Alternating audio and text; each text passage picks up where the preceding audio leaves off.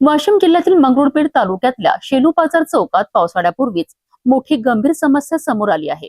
मुख्य चौकातून अडाण नदीकडे जाणारे नाले गाळ आणि कचऱ्याने पूर्णपणे भरून गेले असून नागरिक आणि व्यापाऱ्यांकडून तातडीने सफाईची जोरदार मागणी केली जात आहे। शेलू बाजार मुख्य चौकात नाल्यांची अवस्था अत्यंत दयनीय झाली आहे।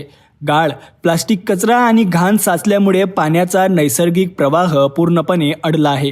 थोडा जास्त पाऊस पडताच चौकात पाणी साचतं आणि ते थेट रस्त्यावरून वाहू लागतं। या पाण्यामुळे परिसरातील दुकाने, बँका आणि इतर व्यावसायिक आस्थापनांमध्ये पाणी शिरून मोठं आर्थिक नुकसान होतं। दरवर्षी अतिवृष्टीच्या काळात शेलू बाजार चौक जलमय होतो आणि नागरिकांना मोठ्या अडचणींचा सामना करावा लागतो। यावेळी केवळ व्यापारीच नाही तर सामान्य नागरिकांनाही दैनंदिन जीवनात मोठ्या अडचणी निर्माण होतात।